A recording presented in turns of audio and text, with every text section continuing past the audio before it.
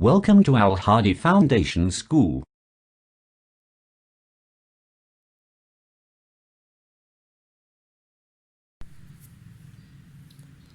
Bismillahirrahmanirrahim. Assalamu alaikum dear students. Today we are going to start our physics lecture from unit number 2, kinematics. The topic is graphical analysis of motion. कि motion की graphical analysis क्या होती है। तो इसका हमारे पास जो first topic था वो था डिस्टेंस टाइम ग्राफ, जिसको हमने प्रीवियस लेक्चर में डिस्कस किया था कि डिस्टेंस टाइम ग्राफ जो है वो तीनों कंडीशंस में क्या होता है। फर्स्ट कंडीशन हमारे पास ये थी कि जब भी कोई बॉडी या कोई ऑब्जेक्ट रेस्ट पोजीशन पे हो तो उसको हम डिस्टेंस टाइम ग्राफ पे कैसे ड्रॉ करते हैं।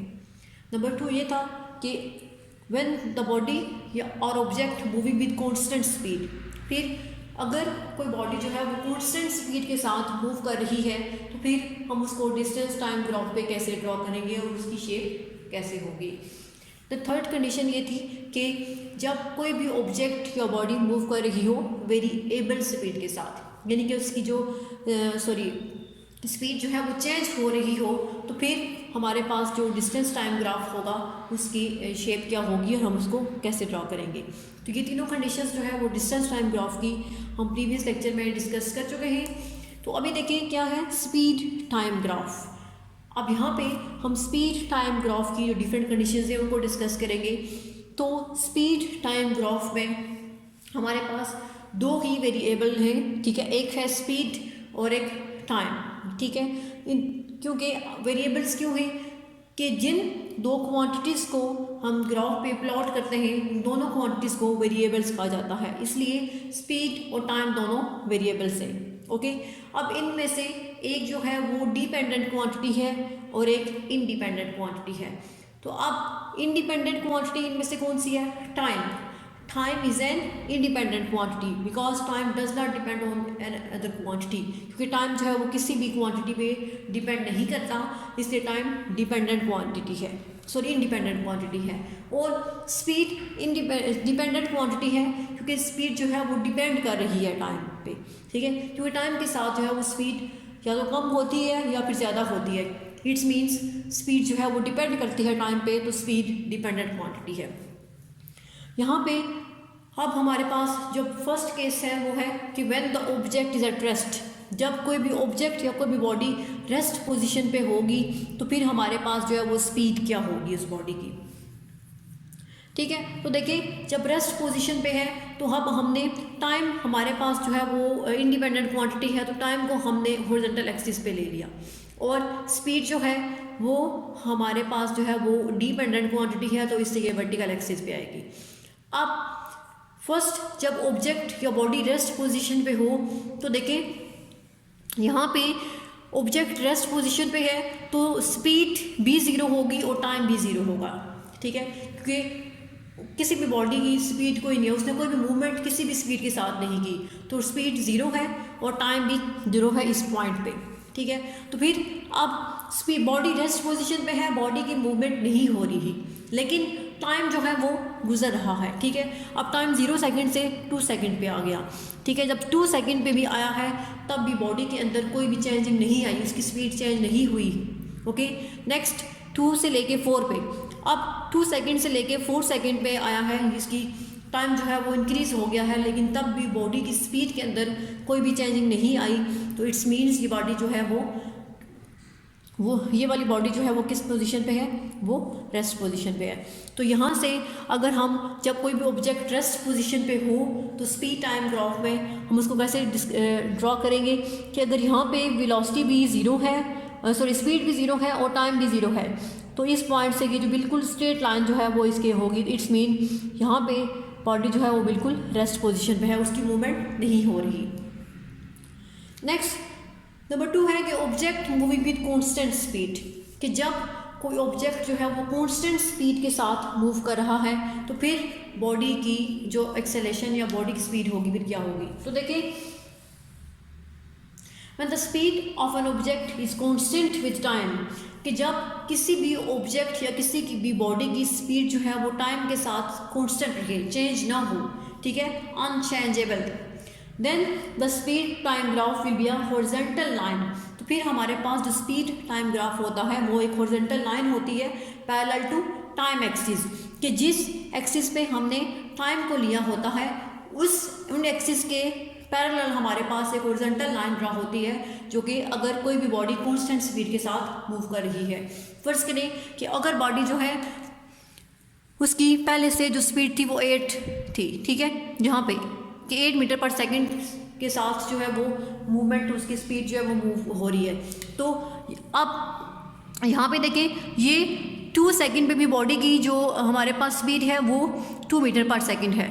इसी तरह अगर 4 सेकंड है तो तब भी बॉडी की स्पीड में कोई भी चेंजिंग नहीं आई, वो कांस्टेंट स्पीड के साथ मूव कर रही है। तो यहाँ पे भी इसकी क्या होगी, वेलोसिटी सॉरी स्पीड 8 मीटर पर सेकंड ही होगी। इसी तरह अगर हमारे पास 6 है, यहाँ पे 6 सेकंड पे हम आगे हैं, 6 सेकंड जो है वो टाइम गुजर चुका है, लेकिन तब भी बॉडी की स्पीड जो है वो ही कांस्टेंट रहेगी, वो क्या है 8 मीटर पर सेकंड। इसी तरह अगर 8 पे है तो तब भी उसकी 8 मीटर पर सेकंड ही होगी। तो ये बॉडी जो है वो कांस्टेंट स्पीड के साथ मूव कर रही है। तो इट्स मीन इसकी ये जो हमारे पास ग्राफ पे जब इसको रिप्रेजेंट करेंगे तो जो हमारे पास स्ट्रेट लाइन आएगी parallel to x axis, means time axis के पैरेलल जो लाइन होगी वो हमें ये बताएगी कि बॉडी बिल्कुल कांस्टेंट स्पीड के साथ मूव कर रही है, उसकी जो स्पीड है वो चेंज नहीं हो रही। इन अदर वर्ड्स, दूसरे अल्फाज में a straight line parallel to time axis represent constant speed of the object, कि कोई भी स्ट्रेट लाइन जो कि टाइम एक्सिस के पैरेलल होती है वो किसी भी ऑब्जेक्ट की कांस्टेंट स्पीड को डिस्क्राइब करती है। तो यहाँ पे बॉडी की जो स्पीड है वो क्या है, कांस्टेंट है, ठीक है, वो स्पीड चेंज नहीं हो रही। बेशक टाइम चेंज हो रहा है लेकिन स्पीड चेंज नहीं हो रही। तो ये क्या होगी, हमारे पास ये होगा कि कोई भी बॉडी जो है वो कांस्टेंट स्पीड के साथ मूव कर रही है। तो यहाँ पे स्ट्रेट लाइन जो है वो हमारे पास जो स्पीड टाइम ग्राफ होगा उसमें जस्ट स्ट्रेट लाइन जो है वो ड्रा होगी। तो ये था कि जब कोई भी ऑब्जेक्ट कांस्टेंट स्पीड के साथ मूव करता है तो उसके हम स्पीड टाइम ग्राफ पे कैसे रिप्रेजेंट करते हैं। अब नेक्स्ट है नंबर 3। अब नेक्स्ट नंबर 3 है कि object moving with changing uniformly changing speed, कि जब कोई भी ऑब्जेक्ट या कोई भी बॉडी जो है वो यूनिफॉर्मली, ठीक है, चेंज उसकी स्पीड जो है वो यूनिफॉर्मली चेंज हो रही है, तो फिर उस ऑब्जेक्ट की मूवमेंट को, उसकी मोशन को हम स्पीड टाइम ग्राफ पे कैसे रिप्रेजेंट करेंगे। ठीक है, अगर किसी भी ऑब्जेक्ट की स्पीड जो है वो यूनिफॉर्मली चेंज हो रही होगी तो इस केस में स्पीड जो है वो कांस्टेंट रेट पे चेंज हो रही है। ठीक है, यूनिफॉर्मली मीन्स जो है वो यकसा या इक्वली वो चेंज हो रही है, तो उसके कांस्टेंट रेट पे किसी भी बॉडी की स्पीड जब चेंज हो रही होगी तो जब हम उसको स्पीड टाइम ग्राफ पे ड्रॉ करेंगे तो कैसे करेंगे। मीन्स देखें, अब यहाँ पे अगर हमारे पास जो है यहाँ इस पॉइंट पे टाइम भी 0 है और स्पीड भी 0 है। ओके, टाइम भी 0 है और स्पीड भी 0 है इस पॉइंट पे। तो अगर यहाँ से यहाँ पे दोनों 0 है, टाइम भी और स्पीड भी। यहाँ से अगर टाइम जो है कोई भी बॉडी 4 मीटर पर सेकंड की स्पीड से मूव कर रही है, ठीक है, 4 मीटर पर सेकंड की स्पीड से अगर कोई बॉडी मूव कर रही है तो अगर उसने 4 मीटर पर सेकंड की स्पीड से वो 2 सेकंड में मूव कर रही है तो इट्स मीन्स ये जो है उसकी कांस्टेंट रेट होगा।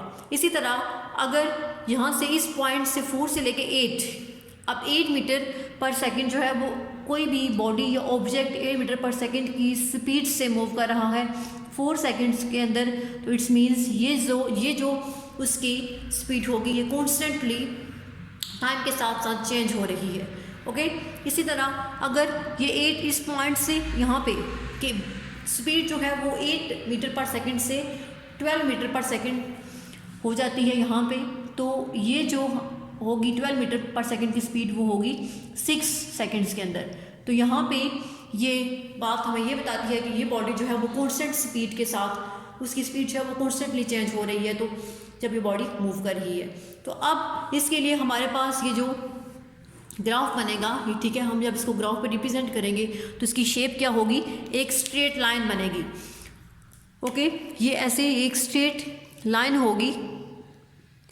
अगर हम इनके सारे जो एजेस हैं, कॉर्नर्स पॉइंट्स, इनको ज्वाइन कर दें तो एक स्ट्रेट लाइन, तो जब कोई भी बॉडी यूनिफॉर्मली चेंजिंग कि उसकी स्पीड जो है वो यूनिफॉर्मली चेंज हो रही है तो हमारे पास जो है वो एक स्ट्रेट लाइन बनेगी, ठीक है।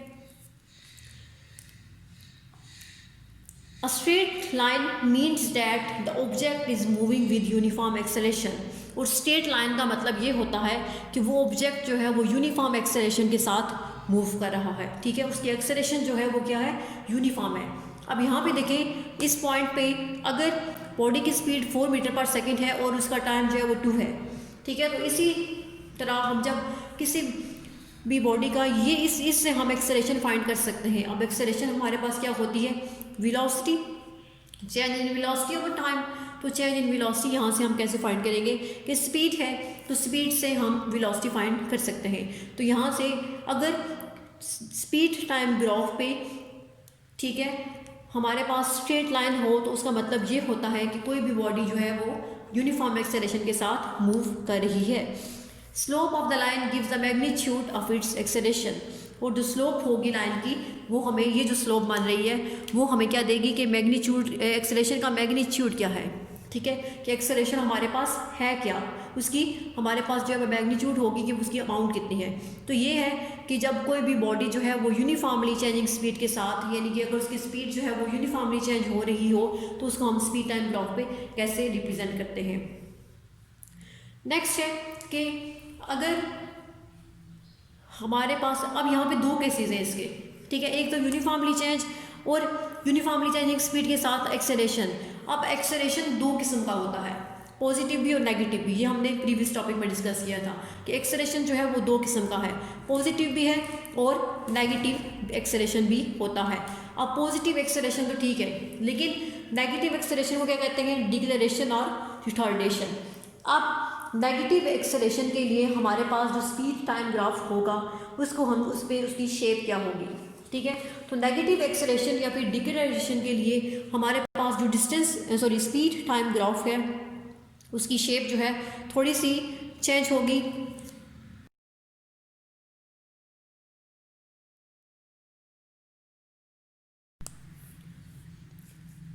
अब यूनिफॉर्म एक्सेलरेशन तो हो गया कि यूनिफॉर्म एक्सेलरेशन के साथ, जब यूनिफॉर्म एक्सेलरेशन कैसे होगा कि जब कोई भी बॉडी यूनिफॉर्मली चेंजिंग स्पीड के साथ मूव कर रही है तो वो हमारे पास जो है वो यूनिफॉर्म एक्सेलरेशन होगा। लेकिन अब एक्सेलरेशन चूँकि टू टाइप्स का है, पॉजिटिव और नेगेटिव एक्सेलरेशन को हम डिक्लेरेशन कहते हैं।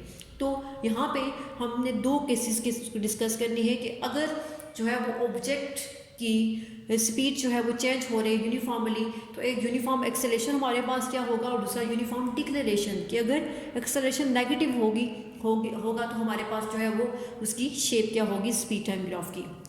तो इसके लिए देखें कि अगर हमारे पास ये जो स्पीड टाइम ग्राफ है, यहाँ पे भी टाइम देखें कि अलोंग द हॉरिजॉन्टल एक्सिस है और स्पीड जो है अलोंग द वर्टिकल एक्सिस है। तो अगर हमारे पास ये जो स्पीड है, ठीक है, वो यहाँ पे जैसे कि यहाँ पे स्पीड देखें 8 मीटर पर सेकंड है, ओके। अगर स्पीड हमारे पास जो है वो 8 मीटर पर सेकंड, वो 2 सेकंड्स में कोई भी बॉडी जो है वो 8 मीटर पर सेकंड की स्पीड के साथ मूव कर रही है, ठीक है, कि कोई भी बॉडी अगर हमारे पास 8 मीटर पर सेकंड जो है वो 2 सेकंड्स में मूव कर रही है।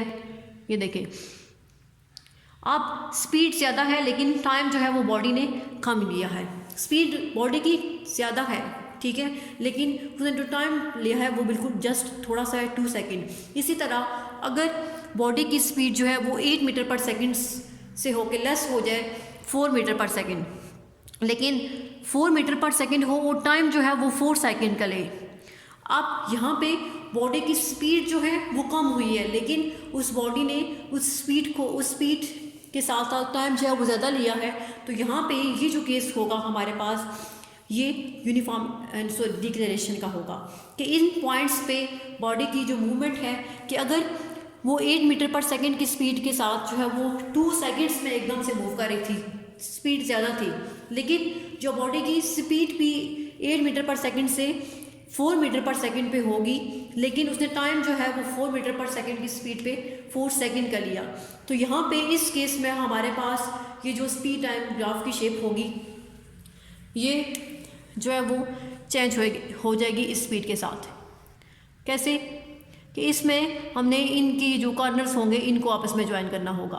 तो ये जो कॉर्नर्स है ये जब आपस में ज्वाइन होंगे तो ये यूनिफॉर्म डिक्लेरेशन का ग्राफ होगा। ठीक है, तो ये क्या हो जाएगा हमारे पास यूनिफॉर्म डिक्लेरेशन के एक्सेलरेशन जो है वो यहाँ पे पॉजिटिव नहीं है, नेगेटिव है, क्योंकि यहाँ पे स्पीड जो है जब टाइम कम था तो स्पीड ज़्यादा थी, लेकिन जब टाइम ज़्यादा हुआ तो स्पीड कम हो गई, इसलिए ये हमारे पास नेगेटिव एक्सेलरेशन मीन्स डिक्लेरेशन की फॉर्म में आ जाएगा कि यूनिफॉर्म डिक्लेरेशन हो जाएगी। तो यहाँ पे ये जो हमारे पास उसकी शेप बनेगी वो ये जो है वो स्लोप चेंज हो जाएगी। ठीक है, उसकी जो डायरेक्शन है वो चेंज होगी। तो इससे हमारे पास जो एक्सेलरेशन आएगा वो नेगेटिव एक्सेलरेशन होगा।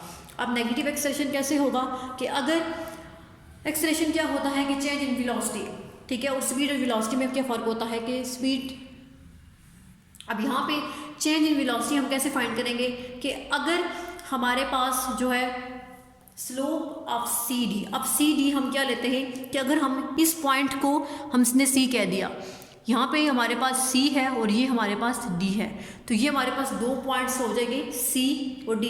तो हम यहाँ से कैसे स्लोप कैसे फाइंड करेंगे। अब यहाँ पे हमारे पास देखें कि चेंज इन वेलोसिटी हमारे पास जो है वो फाइनल वेलोसिटी, इनिशियल वेलोसिटी हमारे पास क्या है 8, क्योंकि पहले जो वेलोसिटी थी उसकी क्या थी 8 थी। तो यहाँ पे ये इनिशियल वेलोसिटी क्या हो जाएगी हमारे पास 8 means v i is equal to 8 and v f final velocity 4 थी, क्योंकि बॉडी के बहुत में वेलोसिटी चेंज हुई है, तो वी एफ हमारे पास क्या आ जाएगी 4। ठीक है, वी एफ क्या है 4। तो टाइम, अब हमारे पास टाइम क्या है यहाँ पे जब हमारे पास इनिशियल वेलोसिटी तो टाइम कितना था 2 सेकेंड्स। ठीक है, टाइम कितना था 2 सेकेंड्स, लेकिन जब हमारे पास जो है वो time velocity final velocity speed कम हुई है 4 मीटर पर सेकेंड, तो टाइम हमारे पास क्या आ जाएगा 4। ठीक है, तो यहाँ पे अब 4 और 2 के मिड का जो डिस्टेंस है वो क्या है 2, 4 माइनस 2 क्या होता है 2। तो अब initial velocity minus final velocity, तो इनिशियल वेलोसिटी क्या है, एक्सेलरेशन क्या होगा, इनिशियल वेलोसिटी हमारे पास 8 है और फाइनल वेलोसिटी हमारे पास final velocity minus initial velocity होता है, तो फाइनल वेलोसिटी हमारे पास क्या होगी 4। ठीक है, a is equal to 4 minus initial velocity 8 है डिवाइडेड बाय टाइम क्या है 2 सेकेंड्स। तो 4 माइनस 8 जो है वो किसके इक्वल होगा 4 minus 8 is equal to -4/2। Okay, तो यहाँ पे हमारे पास जो स्पीड होगी वो -2 मीटर पर सेकेंड होगी। तो यहाँ पे हमारे पास ये जो एक्सेलरेशन आएगा, ठीक है, 2 मीटर पर सेकेंड स्क्वायर सॉरी, तो यहाँ पे हमारे पास ये जो एक्सेलरेशन होगा वो नेगेटिव एक्सेलरेशन है, तो इट्स मीन ये यूनिफॉर्म डिक्लेरेशन के साथ बॉडी मूव कर रही है। और इसके बाद है कि distance travelled by a moving object, कि जो भी ऑब्जेक्ट मूव कर रहा होता है उसने कितना डिस्टेंस कवर किया होता है, वो हम डिस्टेंस कैसे फाइंड कर सकते हैं। The area under a speed time graph represent the distance travelled by the object, कि डिस्टेंस टाइम ग्राफ के अंदर जो एरिया होता है, ठीक है, वो हमें ये बताता है कि उस ऑब्जेक्ट ने कितना डिस्टेंस कवर किया है। जैसे कि अगर हम इसको लें तो ये जो एरिया होगा हमारे पास ये वाला सारा, ये हमें ये बताएगा कि इस बॉडी ने कितना डिस्टेंस कवर किया है। ये वाला जो एरिया होगा ग्राफ के अंदर जो होगा वो हमें ये बताएगा कि इस बॉडी ने कितना डिस्टेंस कवर किया है। The motion is uniform then the area can be calculated using appropriate formula, कि अगर हमारे पास मोशन जो है वो यूनिफॉर्म होगी तो हम इजीली उसका एरिया फाइंड कर सकते हैं बाय यूजिंग फार्मूला। जैसे कि अब हमारे पास ये अगर मोशन यूनिफॉर्म होगी तो हमारे पास जो शेप बनेगी वो शेप कौन सी होगी, वो शेप हमारे पास आ जाएगी ट्रायंगुलर फॉर्म में। तो हम एरिया ऑफ ट्रायंगल का फार्मूला यूज़ करके तो उसका डिस्टेंस फाइंड कर सकते हैं। ठीक है, इसी तरह जो एग्जांपल 2.9 है, ठीक है, ये आपने खुद करनी है। इसमें आपको ये कहा गया है कि एक कार जो है वो स्ट्रेट लाइन में मूव कर रही है, तो स्पीड टाइम ग्राफ पे इसकी मोशन जो है वो आपकी बुक पे ये एक ग्राफ बना हुआ है स्पीड टाइम ग्राफ, ठीक है, जिसमें 30 सेकंड्स के दौरान कार की मूवमेंट है कि कार ने कितना मूव किया है। तो फर्स्ट आपने ए पार्ट में फाइंड करना है it's acceleration during the first 10 seconds. कि बुक पेज नंबर 43 पे ये जो एग्जांपल है, एग्जांपल 2.9, स्पीड टाइम ग्राफ में एक कार जो है वो 30 सेकंड्स के अंदर कितना मूवमेंट करेगी, तो ये उसके लिए स्पीड टाइम ग्राफ गिवन है। यहाँ से पार्ट ए हमने फाइंड क्या करना है, it's acceleration during the first 10 seconds, कि पहले 10 सेकंड्स के दरमियान जो है उस कार की एक्सेलरेशन क्या होगी, ये एक्सेलरेशन फाइंड करेंगे। बी पार्ट में it's acceleration during the last 2 seconds, और लास्ट 2 सेकंड्स में उस कार की एक्सेलरेशन क्या होगी। नेक्स्ट है टोटल डिस्टेंस ट्रैवल, और उस कार ने टोटल कितना डिस्टेंस कवर किया, और इस सारी मूवमेंट के दौरान कार की एवरेज स्पीड क्या थी। ये 4 चीज़ें हमने फाइंड करनी है, ए, बी, सी और D part. Book page number 44 पे ये एग्जांपल जो है वो सॉल्व हुई है। इसमें सबसे पहले जो फर्स्ट पार्ट है कि 10 सेकंड के दौरान जो है वो कार की एक्सेलरेशन क्या होगी, तो इसके लिए एक्सेलरेशन का फार्मूला क्या होता है, change in velocity over time. तो चेंज इन वेलोसिटी क्या होगा, v f minus v i, final velocity minus initial velocity. तो यहाँ पे फाइनल वेलोसिटी हमारे पास क्या थी, 16 मीटर पर सेकेंड, और टाइम कितना था 10, सॉरी इनिशियल वेलोसिटी हमारे पास 0 थी, तो 16 माइनस 0, तो हमारे पास चेंज इन वेलोसिटी क्या आएगा 16, और टाइम कितना है 10 सेकेंड। तो 16 को जब हम 10 से डिवाइड करेंगे तो हमारे पास जो है एक्सेलरेशन आएगा ड्यूरिंग द फर्स्ट 10 सेकेंड। इसी तरह बी पार्ट है acceleration during the last 2 seconds. तो लास्ट 2 सेकेंड्स में अब देखिए final velocity minus initial velocity, तो यहाँ पे फाइनल वेलोसिटी जो है वो क्या है 0। यहाँ इस पॉइंट पे 30 जो लास्ट 2 सेकेंड्स है यहाँ पे फाइनल वेलोसिटी बिल्कुल 0 है, लेकिन इनिशियल वेलोसिटी यहाँ पे क्या थी 16 थी। तो final velocity minus initial velocity, अब 0 माइनस 16, और टाइम कितना था 2 सेकेंड्स, तो माइनस 16/2। जब हम इसको सिंप्लीफाई करेंगे तो हमारे पास acceleration during the last 2 seconds आएगा। नेक्स्ट सी पार्ट में है टोटल डिस्टेंस ट्रैवल्ड, कि कार ने टोटल कितना डिस्टेंस कवर किया है। तो ये हमने अभी भी पढ़ा है कि टोटल डिस्टेंस हम कैसे फाइंड करते हैं, कि एरिया अंडर द कर्व, कि ग्राफ के अंडर जितना भी एरिया होता है उससे हम टोटल डिस्टेंस जो है वो फाइंड कर सकते हैं।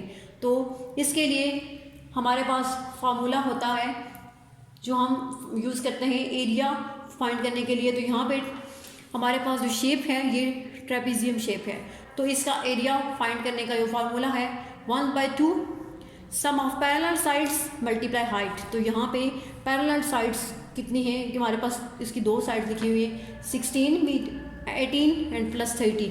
अब 18 आपके पास गिवन है और उसके पास 30 भी के पैरेलल साइड्स दोनों हैं, दोनों को ऐड करेंगे और हाइट 16 है तो इनको इससे मल्टीप्लाई करेंगे तो हमारे पास टोटल डिस्टेंस ट्रैवल्ड आएगा।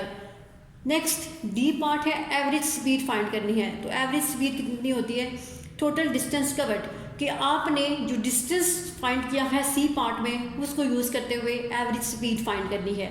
तो वो डिस्टेंस आपके पास आएगा 384 मीटर, उसको आप टाइम 30 सेकंड से डिवाइड करेंगे तो आपके पास एवरेज स्पीड आएगी। तो ये जो एग्जांपल है ये आपने अपनी नोटबुक पे इसको सॉल्व करना है, उसकी प्रैक्टिस भी करनी है। नेक्स्ट लेक्चर में इंशाल्लाह हम इक्वेशन ऑफ मोशन डिस्कस करेंगे। अल्लाह हाफिज़।